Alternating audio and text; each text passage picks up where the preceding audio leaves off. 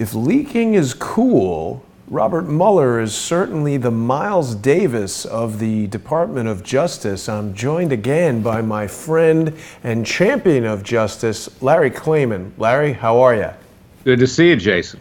My pleasure. Good to see you. Good to see you as always, Larry. You know, there's very few people who have the courage to stand up to Robert Mueller and some of the other people in the DOJ, but you are doing that. You're doing it on behalf of Dr. Jerome Corsi. We've been speaking about the doctor for the past several weeks as he has become the subject of investigation by, well, we should say, he's been subpoenaed and he's been speaking to Robert Mueller's special counsel. He's been revealing to the public some of the criminal tactics that are being employed. Why don't you give us a little update as far as what's happening with Dr. Corsi and the case that you're representing him in? Well, of course, if you want more information than what we can provide in this show, Jason, they can go to CorsiNation.com. That's Jerry's website, and donate to his legal defense fund. This is going to be an expensive proposition.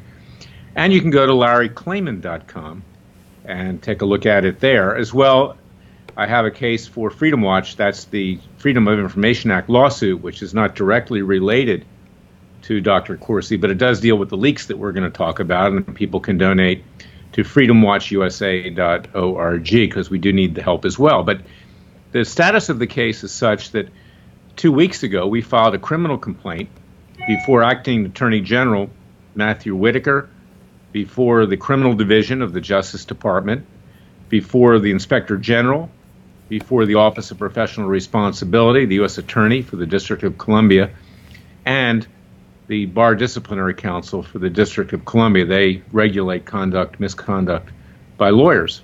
Now, that case is presumably proceeding ahead. We're going to put pressure on the Justice Department to do something, but we're not waiting for the Justice Department to take action. You can't these days, obviously. And a week ago, we filed a lawsuit directly against Mueller, and it alleges that there were not only illegal surveillance activities that were going on, and we, of course, know that President Trump was illegally surveilled at the Trump Tower with his associates and family, that calls overseas were unmasked in violation of Section 702 of the Foreign Intelligence Surveillance Act. And we also know that there have been grand jury leaks, and we've confirmed that this week, and we can talk more about it. So that lawsuit for $350 million is directly against Robert Mueller. It's against the people he's been working with, including the entities he's been working with, the National Security Agency, the FBI, the CIA. They're all part of this $350 million lawsuit, but the primary target is Robert Mueller because he's been orchestrating this illegal activity. Yeah.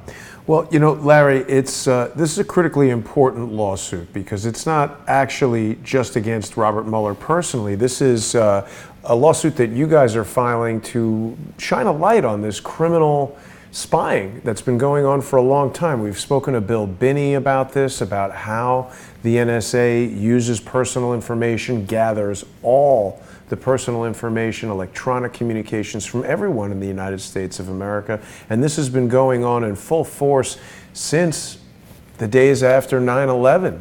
So this is really a landmark case in a number of ways. It's shocking to me the number of smears that have come out against Dr. Corsi, particularly after you guys announced this action to challenge Robert Mueller. It really is thug tactics on the part of the special counsel's office. If you don't submit to what they want, they come after you with everything.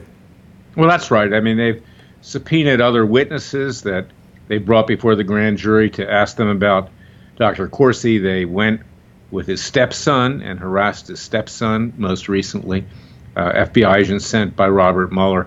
It's an intimidation tactic. We know the FBI does these things. During the time of the Clinton years when there was an issue about Vince Foster, whether he was killed or whether he committed suicide, and people were discussing his relationship with Hillary Clinton. It was pretty much confirmed that he had had an affair with her when she was still straight. She's not terribly interested in men these days. But in any event, people were being followed down the street by FBI agents, and they're used in a way to intimidate people. FBI agents showed up at my house at Hillendale, my townhouse, and I asked the guard there. It was a gated community. Ironically, Robert Mueller lived in that community. Wow. At the time I was living there. I think he still does. And I asked the guard, I said, you know, he told me when I came in one night, he said, somebody was taking pictures in front of your house. I said, what's that about? And he says, well, it was a property appraiser. And then I asked him, I said, well, how many other pictures were being taken in front of other people's houses? None. Okay, so this is what they do to try to get you to back off and to scare you, notwithstanding the illegal surveillance that goes on routinely. I'm sure my phones are monitored. Everybody's phones are monitored who are challenging the government. And it goes far beyond that. We know from Edward Snowden that hundreds of millions of Americans were subject to illegal, mass, unconstitutional surveillance without probable cause. And that's why I got two injunctions, preliminary injunctions, against Obama's National Security Agency. Now, we had this case that we just filed, signed as a related case to Judge Richard Leon. He's the courageous judge who issued the decisions on our behalf against Obama's National Security Agency. And this case is related because I brought that case. It's called Klayman versus Obama. You can read about it at freedomwatchusa.org. And that gave rise to the USA Freedom Act because Congress tried to correct it, the illegal surveillance, but the agencies went on and continued to do it anyway. We know that. So Leon has this, and there's going to be a hearing on January 3rd, a major hearing in this case that Dr. Corsi brought, that I brought on his behalf in courtroom 18 at 333 Constitution Avenue, Washington, D.C., and I hope people will come and observe. It's going to be a packed courtroom, so come early. Yeah, I'll be there for sure. And definitely we want to remind people that they can read up about these cases at freedomwatchusa.org. It really is important for Crowdsource the Truth viewers to support Freedom Watch. There really aren't many, I don't know of any other lawyers that are standing up for the Constitution and for liberty in the way that Larry and his team at Freedom Watch are. So it's important that you have our support. Larry, there's been a lot of people interviewing Dr. Corsi. Of course, he's got to get his side of the story out. They're trying to really smear him. And you had given me some of the FOIA documents that were turned over by the special counsel's office after Judge Emmett Sullivan found in your favor in that FOIA suit that you brought against the special counsel. They've been, slowly doling that stuff out. I found this interview to be particularly suspicious because this is our friend Ari Melber, who starts off by saying that Robert Mueller doesn't leak. Let's listen to this for a second. Bob Mueller's office doesn't leak, but one of their potential criminal targets is leaking the entire draft indictment and statement of offense. I'm going to show it to you right here. This is a draft court document that Mueller said What is he talking about here that Robert Mueller's office doesn't leak? Where does he get that from? Why does he lead his story with that? And how is Dr. Corsi releasing his own legal case to the public leaking? He's not a government agency. Well, this is MSNBC, as Mark Levin calls them, MSLSD. They used to have an expression, lean over. I used to say it was closer to bend over. It was lean forward, actually. And I said It should bend over. But, but I mean, they're not honest people. They're despicable, dishonest people. And that's the line of the left, that Robert Mueller is holier than thou. Somehow he's their Christ figure. Unfortunately, he doesn't obviously match up, particularly Ari doesn't in particular, and some of the others over there. But this is despicable what's been going on. And we know that Mueller's been leaking. A year and a half, leaks every single day. And this is the modus operandi of the government. They'll leak, but if you leak, you get accused of doing something that's not right. But most recently, as you know, and Dr. Corsi was on Fox Business just last night with Trish Regan. Yes. And he was discussing a situation that came up with regard to some grand jury testimony that had been given with regard to a doctor that he had been trying to help, and an individual by the name of Tommy Stickler who had cancer. And he selfishly raised money for that person. and he's being smeared in that regard, being accused of things that he didn't do. And the only way that this information could have come out was through the grand jury, because there were some witnesses before the grand jury recently that were called to harass Dr. Corsi and to put pressure on him. And this reporter by the name of Chuck Ross, on behalf of the Daily Caller, calls Jerry Corsi up, Dr. Corsi, my client and friend, and he says, I've got information from the special counsel that you were committing some kind of a fraud with regard to raising money for this cancer patient that was being treated by this particular doctor. And consequently, this is now direct evidence of grand jury leaks, which are criminal. But before that, Jason, as you know, because you went through a lot of the documents that we got from Mueller's office in a Freedom of Information Act lawsuit in front of a very fine judge, Emmett Sullivan, who I'm going to give an award to, actually, as one of the best judges in the United States in the next several weeks, is that he didn't ask for it, and I'm just going to give it, as I used to do it at Judicial Watch. But we showed that, and you uncovered along with us, that the press spokesperson, Peter Carr, was meeting secretly at a cafe, a French cafe on Pennsylvania Avenue in Washington, D.C., 801 Pennsylvania Avenue, and that's likely where all these leaks occur, in addition to other means, through Andrew Wiseman, through Jeannie Rhee, through other prosecutors. So we now have him dead to rights, figuratively speaking, Mueller, and this is going to be a subject of our hearing on January 3rd in front of Judge Leon. It's part and parcel to the complete illegality of the way Mueller is proceeding with his probe. Yeah, and I think you are really kind of tapping on the surface of a much bigger story here, Larry, because what we've identified in those leaks is it's not just a matter of leaking. It seems, in my opinion, to show us a method by which the press and the Department of Justice are linked.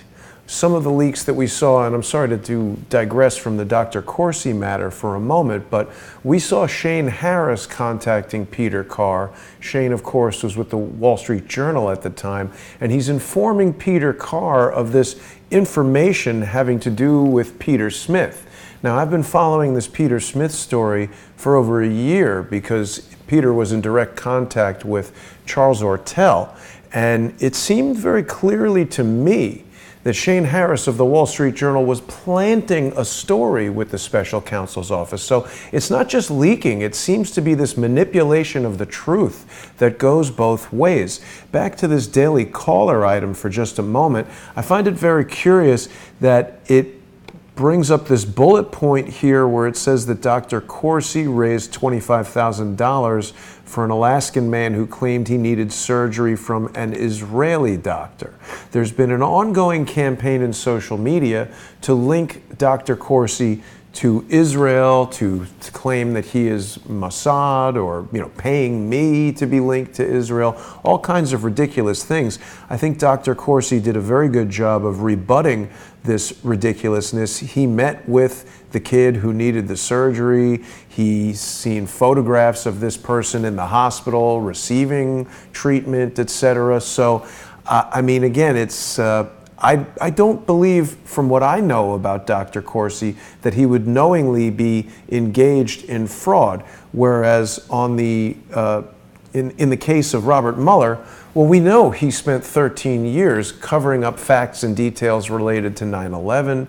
We know that he failed to prosecute or even bring about any investigation with regard to the numerous crimes going on at the Clinton Foundation. So this seems to be really egregious. I mean, you guys are bringing a prosecutorial misconduct complaint against Mueller. I'm certainly hopeful that that goes the distance that it can go. Well, yeah, I mean, we're pursuing a number of grounds, and undoubtedly by the time this thing's over, we'll have amended the complaint, because things are happening every day to coerce, intimidate, and threaten Dr. Corsi. And he's, of course, at the eye of the hurricane. He's being falsely accused of coordinating, the leaks of WikiLeaks. And in fact, WikiLeaks today published this story of the Daily Caller, which shows that, he doesn't have a relationship with WikiLeaks. The story is not flattering, to say the least. It was leaked to the Daily Caller, which, interestingly enough, was started by Tucker Carlson on Fox. And Tucker Carlson, I got to tell you about Tucker. I mean, he does some good things, but Tucker plays both sides of the street.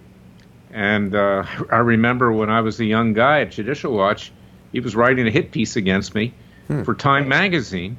And I remember him on Crossfire going after me about some of the cases I was bringing at Judicial Watch. And he's been very anti-Trump lately. So it's interesting that they went to a so-called conservative publication. You know, I don't want to beat up on Fox too much here. We got more important things to do. But Fox has been moving left. And Fox Business, I think, is actually kept closer to the conservative line with Trish Regan, with Lou Dobbs, and with others. And so consequently, it's interesting that it found its way into the Daily Caller. Yeah. And, you know, Larry, WikiLeaks, they really want to take out Assange. I mean, I know that Dr. Corsi did not communicate with Julian Assange, but the question that I have is, even if he did, why is that?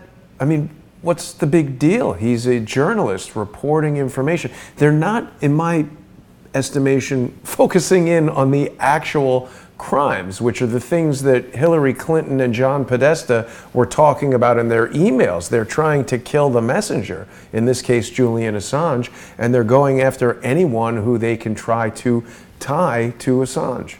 Well, yeah, and this is the way things have been for a very long time. Look, I've been fighting the Clintons since 1994 when I started Judicial Watch, and later I started Freedom Watch, and I have all kinds of lawsuits. They are protected, and so are the Democrats. And, you know, it's a real disgrace. You know, the Republicans are being thrown out on their rear end from the House of Representatives because, you know, they're just so ineffective, and their modus operandi is basically just to get themselves on cable news and to raise money, but they never accomplish anything. And, you know, the courts, they're highly infested with leftist judges. Judge Sullivan is the only example of a Democrat judge who I think has had any courage in my lifetime, and that's why I appreciate him so much. We have a good relationship. I respect him. He respects me. He's an honest man. But frankly, these Democrat judges that are on the bench, most of them are hacks. And then you've got, of course, the Justice Department, which has become so highly corrupt. It's unbelievable. Just today it was learned that the cell phones of Peter Strzok and Lisa Page, the Lovebirds, while they were working for Mueller, were scrubbed. None of the communications on those cell phones can be found. And then, you know, and then the Inspector General, Michael Horowitz, comes forward with no explanation for this, like he doesn't know that this was intentional. I mean, he's a complete hack as well. So that's why we got to put pressure on Matthew Whitaker to make sure that Horowitz does his job, Office of Professional Responsibility does its job, the Criminal Division does its job, and others. And then you've got the president sitting on top of this with his lawyers who are more intent, like the Republicans on Capitol Hill, to showboat on television than to actually push back. Why is it, Jason, that Jerry Corsi has to take action here directly against Mueller, and the president's own lawyers sit there playing patty cakes? It's an excellent question. I've wondered that myself. As he's getting dragged to the guillotine to have his head chopped off by the Democrats, particularly Pelosi, Schiff, Nadler, and the rest of them, he'll be impeached by mid-January for sure.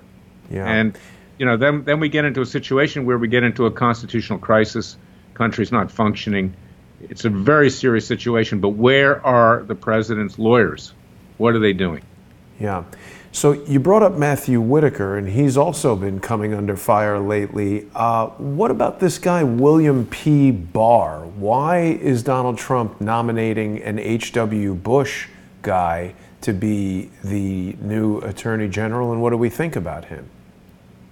I think the reason is that they think he can get confirmed fairly quickly. You know, he's been confirmed before for a number of political positions, including Attorney General. You know, I want to keep an open mind. I don't want to alienate him by attacking him at this point, but I got to tell you, I'm not hopeful that he will be very strong because he's Republican establishment. He's George W. Bush. You know, he is 68. Maybe, you know, he'll let it rip at the end of his career, but I doubt it. And I think it's going to be more of the same. I wish the president had nominated Bob Barr. Now, Bob's got courage. I work with Bob. We submitted articles of impeachment against Clinton. Bob does what he thinks is right. So I think they got the wrong Barr. But let's hope that he does something. I've got other cases in front of the Justice Department now for the Bundys and for Francis Schaefer Cox, and I want them to do something. But thus far, in fact, with regard to the Bundys, they're proceeding ahead with their appeal after even a very pro Obama Justice Department judge, Gloria Navarro in Las Vegas, threw it out. So the Justice Department has ground to a halt. It's corrupt to the core. And it's a real mess, and I hope that William Barr will do something, but frankly, I'm not hopeful that that'll happen.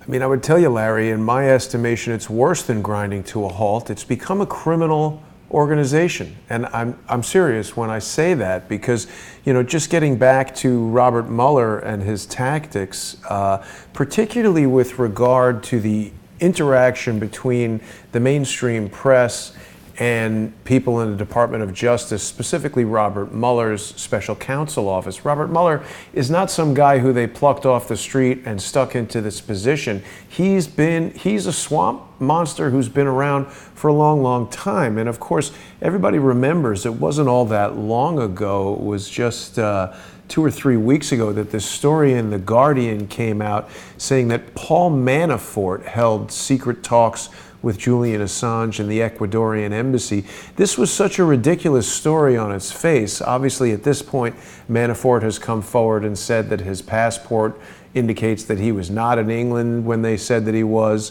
WikiLeaks denied this story right away. I was convinced the moment this came out that it was originally intended to say Charles Ortel held secret talks with Julian Assange, because I believe what they're trying to do is publicly smear anyone who has strong evidence and who has made a compelling argument that condemns any of the people that we're talking about here: Barack Obama, Hillary Clinton, Robert Mueller. You're right, Jason, is that the left-wing press is complicit. They are partners with the deep state. They're partners with Mueller. They're partners with the left that want to destroy this president. They're partners with the Republican establishment deep state that also wants to destroy President Trump. Look, they're starting to abandon him already on Capitol Hill. I mean, we see that. And they want to have their own candidate run in 2020. Both parties. They want Trump out. He broke up their money train. He broke up their power position. Both sides want him out. The Republican Party is only slightly less despicable than the Democrat Party, and only because they're not borderline communist. I mean, they win out by a slight hair, by a furlough, let's say. But this leftist media, and that's why we have a leftist media strike force at Freedom Watch, and we're not just sitting there getting documents and going on TV. We're actually bringing cases. Sheriff Joe Arpaio brought a lawsuit this week against Jeff Zucker, the head of CNN, of Chris Cuomo, and CNN itself, as well as the Huffington Post and the Rolling Stone, because they branded him a felon. He's not a felon. There was a finding that he committed a misdemeanor. He was pardoned for it. In fact, it's up on appeal to have the whole thing washed out. He didn't intentionally violate any court order. The judge that was out there in Arizona, Murray Snow, is a crazy lunatic who stands in front of the bench like Mussolini most of the time, And he's as big as LeBron James. I mean, the guy's unbelievable, and he's corrupt. So, we're fighting back, and Sheriff Arpaio brought a case against the New York Times that also tried to destroy him. Now I've got Judge Roy Moore in Alabama. We sued Sacha Baron Cohen. That's been all over the media this week, including in Israel, because he was defrauded. Judge Moore is a fine man. He's not a pedophile, but they had to destroy him to get this guy, Doug Jones, elected senator down there in Alabama for the Democrats, and that's what it's about. So, and then I've got our cases, our class action against the social media companies. Well, and just in the last day, you and I talked about it this morning, we've gone down from almost 70,000 subscribers on YouTube, that's owned by Google, to 32,000 just overnight. And under the pretext that they're cleaning out, phony accounts. Well, that's the pretext, okay? So I'll be going into court shortly on that. Laura Loomer has been banned from Twitter. She was reportedly banned from PayPal. I mean, this is an effort across the board with the Muellers of the world, with the hack journalists of the left, with the individuals that now are in charge of Congress, Pelosi, Schiff, Nadler, on the Senate side, Booker, Elizabeth Warren, Pocahontas. I mean, the whole lot of them. We are in a war, left against right, and they're pulling every stop out, and there's violence in the streets. If you think what's going on in France is bad, wait till you see what's going to happen here, God forbid, right, in the months. So we're trying to avoid that and using a legal remedy here.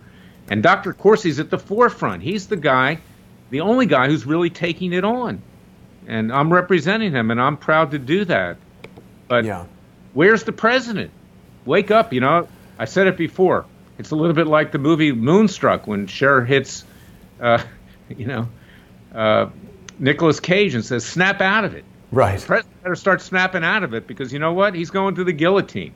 Yeah. And lawyers are just facilitating that. I don't mean to beat up on them. Rudy Giuliani's a nice man. I really like Jay Sekulow. But what the hell are they doing? Why are they sitting there and watch this president be destroyed? Well, Jerry Corsi is the guy who's taking the lead. Yeah, Larry, it's a question you've been asking for months when you appear on this show and other shows, and it's like, I don't want to say I'm losing faith, but I can't understand why. At first, I was thinking, well, maybe he was waiting for the midterms, maybe Trump had some kind of plan, but it's beginning to feel like we may be past time to act. And when we see him nominating people like Barr to be the Attorney General, we don't want Bush guys in there. We need people who are going to drain the swamp. We're running out of time to drain this damn swamp. It's really clogged up. Now, that's right. There was a very gleeful article in the Washington Post today, owned by Jeff Bezos, richest man in the world for Amazon, saying that every aspect of the president's existence, personal in terms of his businesses, are under investigation. And of course, they were predicting doom.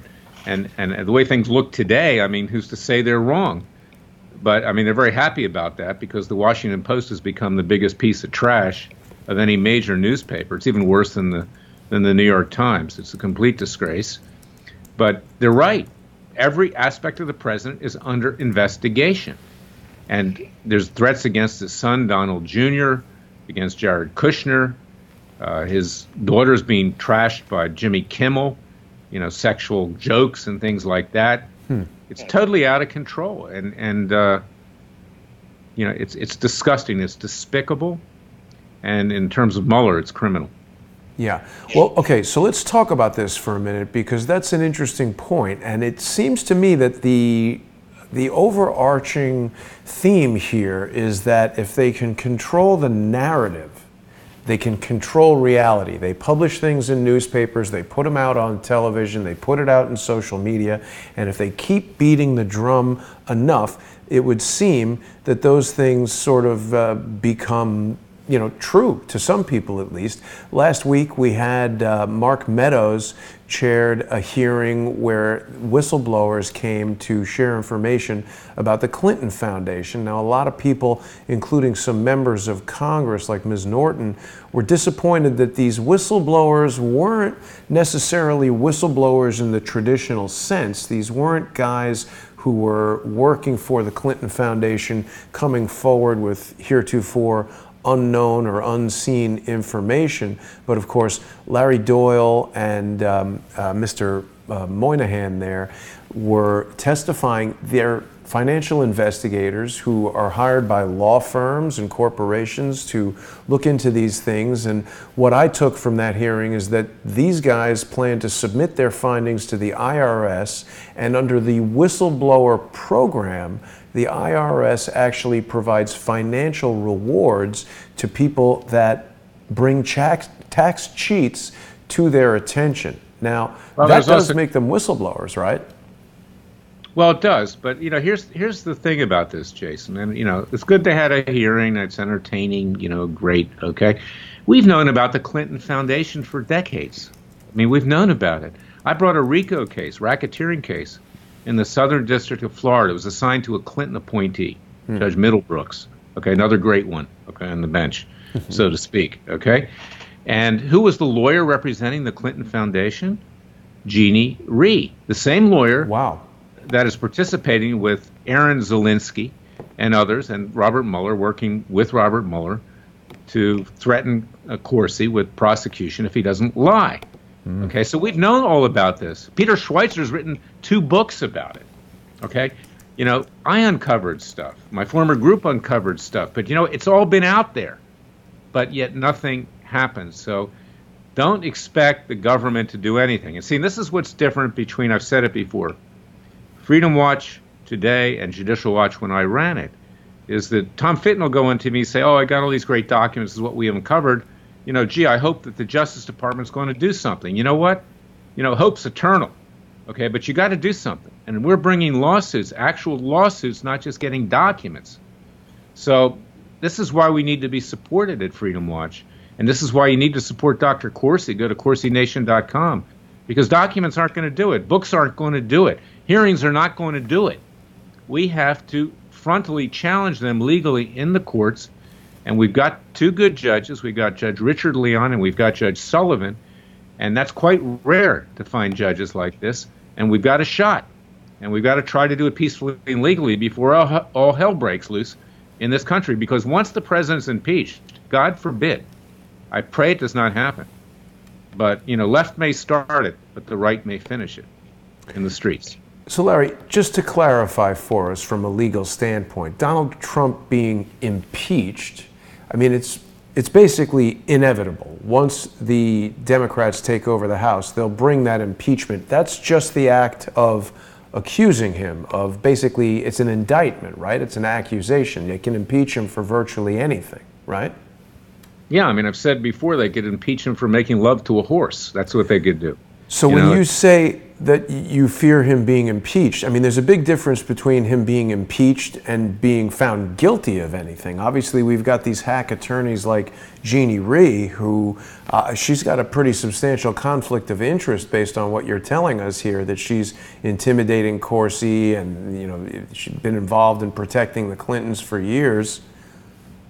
Well, let me give you a really bad scenario here, too, because this impeachment proceeding will come up early in the next 2 years. When Clinton was impeached, it was towards the end of his presidency. There's going to be 2 years left. So don't count on the Republicans in the Senate putting up a great defense for the president when he's impeached and then the matter goes over to the Senate. I think people like Mitch McConnell, like Lindsey Graham and others, these two-faced individuals, would like to see the president gone, and they'd like to see him gone quickly, because then they can have their guy inserted in there to run in 2020. So don't expect there to be a great defense. I mean, he could presumably wind up getting convicted, and that's what's so scary about this whole thing. And that's why convicted of what? Well, convicted of being impeached. But convicted. Well, let's take it. Let's take a scenario here. Okay, these so-called illegal campaign contributions paying off Stormy Daniels and paying off Karen McDougal. Right. Okay. Let's take Mueller's report, which is going to come out in the next few weeks, at least an interim report, enough in time for Pelosi and Schiff and company to introduce articles of impeachment and have them voted out. So, you know, we're going to wind up with a trial in the Senate. What I'm saying is don't count on these establishment Republicans and putting up a great effort to defend the president. It's not guaranteed, because if they get rid of him early, they can get someone else in there, you know, whether it's Mike Pence or someone else to run in 2020. They want him out. Yeah, Mike Pence, that would be scary. So, all right, so but this is all basically, see, they seem like things that we're jumping around to, but it all is pretty related. And I mean, the tactics being used against Dr. Corsi are essentially identical to the tactics that were used against Michael Cohen. And it was interesting at that Mark Meadows hearing where Mr. Moynihan and Mr. Doyle were testifying, there was a Democratic Congresswoman, Norton, who, as I understand it, was a Yale law professor. I think maybe you told me, or maybe Charles told me this, that Hillary Clinton actually studied under her. And I noticed quite apparently that Mark Meadows conducted himself just sort of like a guy who was asking questions, trying to get answers. And Ms. Norton very much behaved like an aggressive lawyer trying to basically get these guys to say things that could then be used later. She also made a point of saying that the president's lawyer had admitted to these crimes. So now the piece of evidence becomes this confession by Michael Cohen. But of course, if Michael Cohen is threatened with 30 years in jail, which is essentially the rest of his life, unless he pleads guilty to this other lesser crime, can't the prosecutor just select any crime for somebody to plead to in a plea deal, Larry, even if it's not something they necessarily did? Well, yeah, and that's what happens. I don't know about Michael Cohen, but look at General Flynn, Mike Flynn. Okay, I mean, you know, his lying obviously is debatable whether he intended to lie or not, but that was what they put forward to get him convicted, to squeeze him to testify against the president. And you know, I think General Flynn is a good man, and I doubt that he said anything that was wrong in terms of implicating the president. But that's what was the intent of all of this. So that's their game. Now I see that you had a picture of George Stephanopoulos up there that you were showing our viewers. He's one of the most despicable people, along with Lanny Davis, that I've ever met in Washington, D.C. Yeah. Stephanopoulos was actually sanctioned by Judge Royce Lambert during the Clinton years when I took a deposition of him. He came in unshaven. He was a commentator, as he is today, on ABC. He'd left the White House. He was White House communications director. He ran the war room, which was to destroy the Clinton women, who I was, in fact, defending, you know, Jennifer Flowers, Dolly Kyle Browning, Paula Jones, Juanita Broderick, to smear her despicably. And Lambert actually found that he had lied under oath. Wow. And you know, and he had showed a disrespect towards Lambert, which I think provoked Lambert actually to make that finding, which was inaccurate in any event. But this guy was lined up by Lanny Davis, who's been Cohen's lawyer. Lanny is the sleaziest individual as a lawyer I've ever met in Washington, D.C. I mean, just listen to him. The slime rolls off of him. And he put forward Cohen. I mean, he sacrificed Cohen because his objective is to take Trump down. He's very pro-Clinton. He went to Yale with Hillary and Bill. And, you know, he pretends that he's even-handed. He's even been on Hannity a lot in the past, on Fox and this and that. But I can't say enough bad things about Lanny Davis. And it's interesting that while the D.C. Bar Disciplinary Council is entertaining a complaint filed by 16 leftist law professors against Kellyanne Conway for something that she said on Fox News, which really is not ethical violation, that they've never pursued anything against Lanny Davis when he admitted that he lied in the media about Michael Cohen and the evidence that he had. And, you know, it shows you the duality. So you've got not just Mueller, not just the media, not just the deep state at the Justice Department and the other agencies, but you actually have bar authorities who are running interference for the left. They all donate, nearly all of them donate to Democrat candidates. The left is in a full-fledged war against the right, and they're using every means they can. So it's quite remarkable. You know, Larry, I find it interesting. I just looked up Lanny Davis here, and in addition to being a co-founder and partner of Davis, Goldberg, and Galper, Lanny is also the co-founder of a public relations firm called Trident DMG. And these public relations firms in Washington, D.C.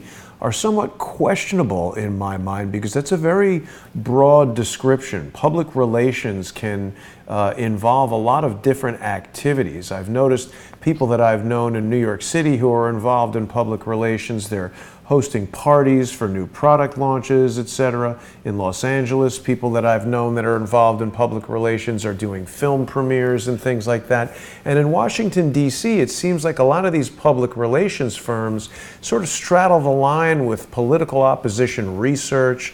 They seem to possibly be hiring people to put out stories, whether it's in social media or wherever, posing as journalists, but actually putting out propaganda. Of course, we all know that the 2014 National Defense Authorization Act substantially changed the Smith-Mundt Act, with the Smith Modernization, that enabled the United States government to actually utilize propaganda against U.S. citizens. And so obviously there are companies that are rising up to service that need. There's going to be government budgets that satisfy that. How do we know when someone like Trident DMG or this law firm is hiring a PR firm to do these kind of smear campaigns? This is the deep state. This is why people are disgusted at Washington, D.C. Now, where did Lanny Davis come from before he started these groups? He was with the law firm called Patton, Boggs, and Blow. You may have heard of that. Hale Boggs. Hale Boggs literally invented the practice of raising money for candidates on Capitol Hill and then calling in the chits for his client. Okay, legalized bribery in effect. Okay, so this is Lanny's roots at Patton, Boggs, and Blow. Who came from Patton, Boggs, and Blow? Ron Brown, okay, former Commerce Secretary, who was involved in the Chinagate scandal, which I helped uncover at Judicial Watch. Again, Hillary Clinton and Bill Clinton behind it. Let me pause you there for 1 second, Larry, because I'd like the statisticians in our audience just to take note of the fact that you've just mentioned two individuals that were involved in the same law firm who both died in plane crashes. What are the odds of that? And Hale Boggs, of course, was on the Warren Commission. He was the first member of the Warren Commission to publicly question the findings of the Warren Commission. I mean, I got to tell you something, Larry. I really do hope that Donald Trump is successful in the second half of his first term. I hope that Donald Trump is reelected to a second term, and I hope that he drains the swamp. But even if he fails in doing that, he already has been such an important and historic president in that he has revealed so much of this swamp activity that we were really never paying attention to before. That's a really good point. In many ways, he's drawn them out of the swamp. Now we see who they are in a much clearer fashion. And they've come forward to destroy him. Now, you know, the president's not perfect. Nobody's perfect. I'm not perfect. You're not perfect, Jason. You know, but I'll tell you something. His heart is in the right place. And he's the first president in my lifetime who actually calls it as he sees it. Right. You know, we do have judges that make decisions on the basis of their political affiliations and their prejudices. You know, we do have an immigration system which is totally broken. We do need a wall. We do have a situation where treaties that we have signed have been, in effect, traitorous against this country because we've got people like the Bush family that were very close with the Saudis and others, oil interests and whatever. You know, as I said, perhaps on an earlier show, I was watching this funeral, you know, and I was mourning the death of George H.W. Bush. I mean, pay respect, he was a president of the United States. But this is one of the most corrupt families that has ever occupied the White House, just short of the Clintons. And they were in bed with the Saudis. I mean, he got $1 billion worth of investment for the Carlyle Company when he was with it, George H.W. Bush. You know, but this president calls it like he sees it.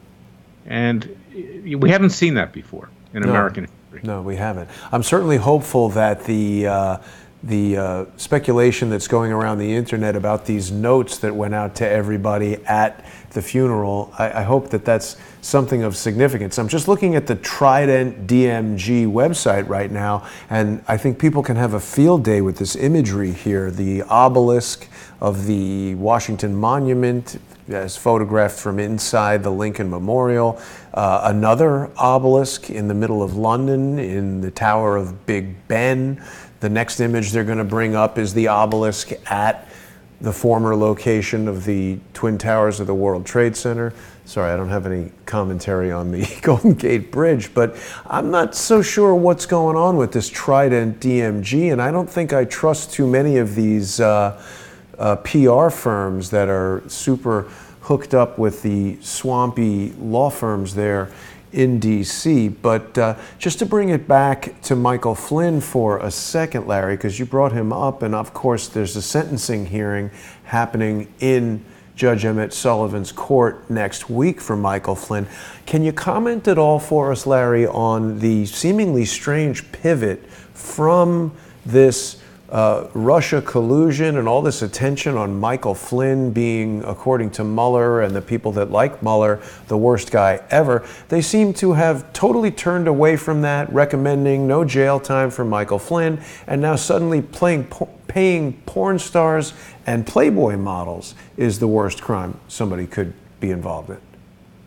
That's right. And I believe, and I'll make a prediction, I think that Judge Emmett Sullivan's going to throw the whole conviction out. I do believe. Of Michael Flynn. Yeah. Sullivan threw out the conviction of Senator Ted Stevens in Alaska when he found that Brady exculpatory material was withheld. That was after the fact, after the conviction.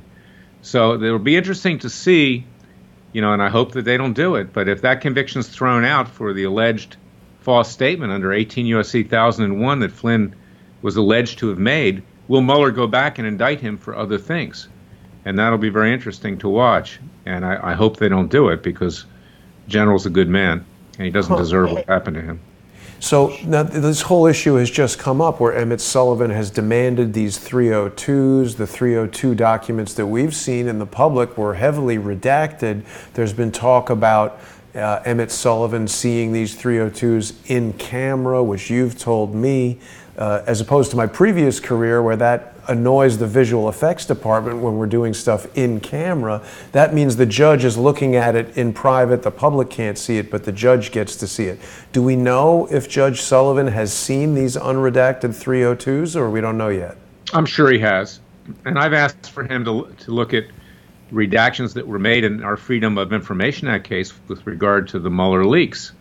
So this is a very good judge. And like I said earlier, he didn't ask me to give him an award, but I'm going to have Freedom Watch give him an award. I used to give awards at Judicial Watch. I'd like to say good things about people when you can find, someone that is worthy of it, and he is. Yeah. And there are a few other judges in this courthouse. You got Judge Royce Lamberth, by the way, who drew the Arpaio cases this week.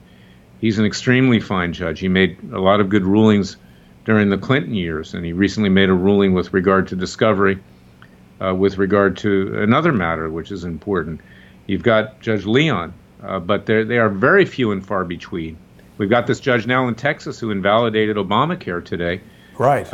Judge O'Connor, I mean, he's a great man. You've got Judge Hainan in the Southern District of Texas that knocked out Obama's amnesty. There are a few that have guts. But on the other side of the coin, you have these politicians, including Brett Kavanaugh, who now is on the Supreme Court, who basically took an exit stage left this week because Planned Parenthood was involved. They beat him into submission, and he didn't review the case. And basically he was excoriated by Justice Clarence Thomas for his cowardice. And I predicted that, too, because Kavanaugh, regrettably, is a political hack. And the president made a mistake in putting him on the Supreme Court. There have been a couple of mistakes that have been made. Let's talk for a moment. I mean, you brought it up. It's important. Let's talk for a moment about the unconstitutional judgment that was made with regard to Obamacare. I've felt that way for a long time. I think a lot of people in the public don't seem to understand the difference between socialist-funded health care and insurance. The nature of insurance, whether it's insurance on your car or insurance for your health, is that is a company that's placing a bet. They're essentially betting that most of the people that take out car insurance aren't going to crash their car, and that they can manage the money obtained from the insurance premiums well enough that they'll still make a profit at the end of the day when they pay out the limited number of people who do crash their cars. So people who respond with indignation when insurance companies don't want to take on people with pre-existing health conditions, I mean, that is the antithesis of what insurance is. The insurance company is betting that you'll remain healthy. You're purchasing the insurance in case you don't. So we're sort of arguing about two different things when we talk about this. What Obamacare is not is government-funded health care, but it seems like a lot of people want it to be that, and it seems like Barack Obama and Hillary Clinton want people to think that's what it is. They're really just the biggest insurance salespeople in the world. Well, I'm not an expert on the insurance industry, thank God.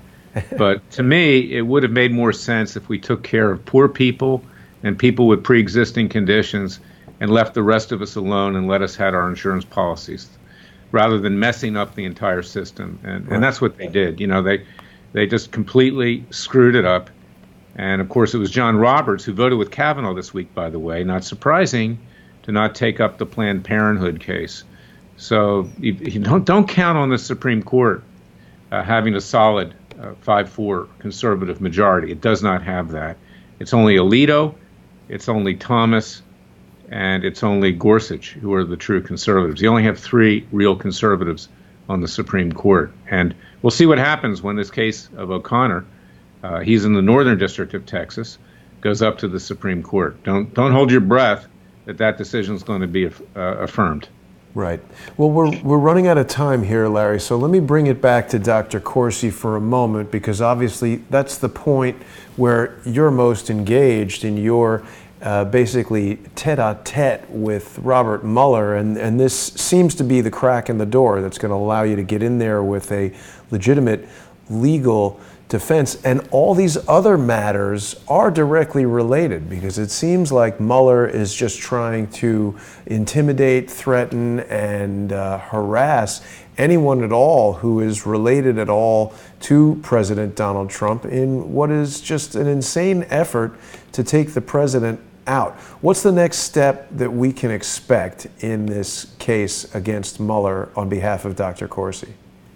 Our January 3rd hearing, of course, that's over whether this is a related case. But the fact that Judge Leon set it down for a hearing, he didn't have to do that, shows that he wants to discuss other things as well about this case. And this case is related to the case I brought, the now famous case Klayman v. Obama. You can see that at freedomwatchusa.org, where we enjoined the intelligence agencies from this mass illegal surveillance. Robert Mueller would be very unwise to indict Jerry Corsi, because that'll give us an opportunity to challenge his authority head on. And he is unconstitutionally pursuing this investigation, and we won't flinch. We need people's financial support. We need to get bigger here at Freedom Watch in terms of what we're doing on the other side. And of course, he needs the help for his legal defense fund, of course, because there is nothing else out there right now who is courageous enough, frankly, and if I may scratch my own back, to take Mueller on. Everybody else has caved. Dr. Corsi has not caved. And he's doing it not just for himself, he's doing it for the American people, he's doing it for the President of the United States.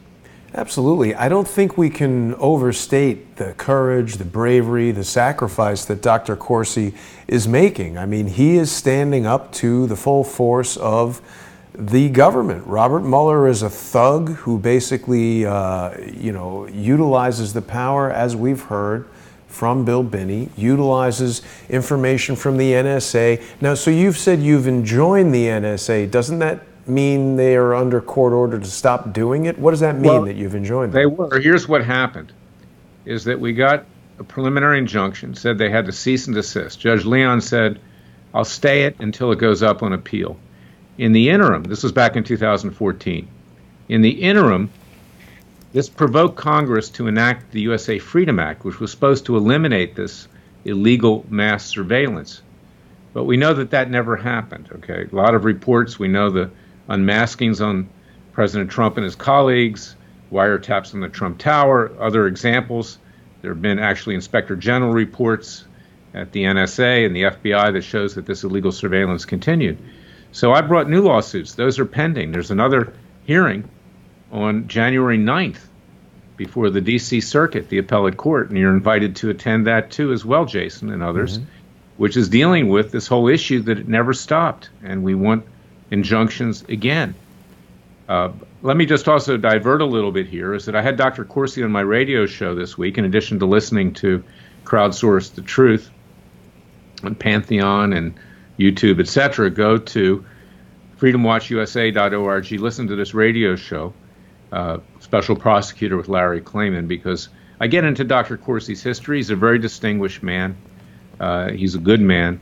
And also, we get into depth in what's going on, and I let him talk. You'll hear most of what he has to say, not me. So I hope that you'll go there to freedomwatchusa.org and listen to that radio show. You can also go to radioamerica.com. That's a very great radio station that I'm on, and they let me say what I want to say, and they're truly conservative. So a little advertisement there. Absolutely. I always like supporting you and your efforts at freedomwatchusa.org. It's interesting to note, Larry, where I'm getting a tremendous amount of slowdown on the internet performance here. That seems to happen quite a bit when I have you on the show, much more so than with other people. And I think it's because you're making a difference, and it's important. I mean, people need to know that even if they don't agree with Dr. Corsi and the writing that he's done about Barack Obama's birth certificate, I was alarmed to see the number of interviews where they're trying to slam Dr. Corsi and accuse him of lying about the birth certificate. I do not believe Dr. Corsi lied. I think everything that he's pointed out about Barack Obama's birth certificate was accurate. I've evaluated independently, and the document, the PDF document that was placed on whitehouse.gov, by all measures appears to be a forgery. So it's another example of these media outlets just putting out a story, and they say it again and again, and they hope that it becomes the truth when it's not. That's why I love the guy. That's why I believe in him. I believe in my clients. I won't take you as a client unless I believe in you. And, you know, I brought cases with the birth certificate. No judge, except for Judge Roy Moore, ever issued a decision.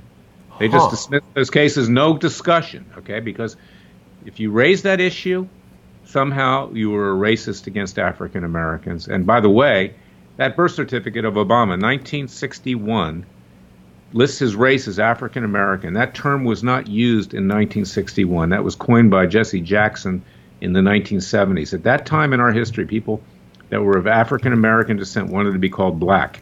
Before they were called Negro, but they didn't ever refer to themselves as African American. So despite the forensic analysis, which shows that the birth certificate's a fraud, just on its face, it's a fraud. Yeah. And that does not mean that Obama was born in Kenya. Some people think he was born to Frank Marshall Davis. My friend and your friend Joel Gilbert, you know, did research on that. But sure looks like him. The birth certificate is a fraud, and that's not at issue. And the fact that you raise that does not make you a racist any more than you're a racist, because John McCain didn't qualify as a natural-born citizen to run for the presidency. Neither did Mitt Romney. Neither did Marco Rubio. Ted Cruz. Ted Cruz. We took all that position. They're not eligible under the Constitution to be president. They're not born to two American citizen parents who were citizens. And that was the criteria that was used by our founding fathers, because they didn't want the Tories to get a hold on our government, because there were a lot of people at the earlier stages of our existence that were still loyal to the British colonies, and parental influence was great. They wanted to make sure that you were one step removed from that if you ran for president. Larry, I didn't know that Judge Roy Moore had anything to do with the birth certificate. Do you think that what happened with him in terms of the accusations in the court of public opinion were, reciprocity for that decision? Well, they've used a lot of false information about this judge. He's a very fine man. I believe in the judge, too. And he was the only judge on the Alabama Supreme Court. I brought a case there who said that before you could qualify to run as president, you had to present your original, or at least a certified copy of your birth certificate. That's what he ruled. Now, no other judge on the Alabama Supreme Court made such a ruling. Now, what is wrong with having to present a birth certificate to show that you are actually a natural-born citizen? Yet he's accused of being a racist unfairly. And this is the thing, Jason. I went to school in the South. I went to Duke University. I went to Emory University School of Law. I'm kind of an honorary Southerner myself. And I'll tell you something. The South is less racist than the North in today's world. And, he's branded because he's a Southerner. He's disparaged as a pedophile. He's not a pedophile. They destroyed him because they wanted Doug Jones to be elected senator. And even people in the Republican establishment, like Karl Rove, played a role in doing that, because he challenged Luther Strange, that was Karl Rove's candidate. These two political parties are despicable. We need new political parties. Frankly, I hope they both go under, to be honest. We just need some integrity is what we need. And, Larry, I'm not racist against the number one, but one of the most obvious discrepancies in the birth certificate is that the one in 1961 is very clearly a different color than the rest of the printing here. And there is no good explanation for why that would be the case. There are, I think, Joe Arpaio and his investigation team have identified something like 19 points or 9 points. There's multiple points of forgery in that document, and the fact that it just gets dismissed as racist or a conspiracy theory without being properly investigated is shameful. I don't understand what the purpose of the media and the press is if all they're going to do is go have coffee with Peter Carr at Paul's restaurant and receive stories. You know, we didn't even get into this, but you know, multiple mainstream journalists were contacting Charles Ortel and asking him if he'd been contacted by the special counsel's office, and I am firmly convinced that that was another element of a plan that they had to try to plant stories to implicate Charles and to try to discredit Charles ahead of this Mark Meadows hearing, because they were concerned about what might be revealed there. But Larry, we're just about out of time. Is there anything that you wanted to leave the audience with before we wrap it up for tonight?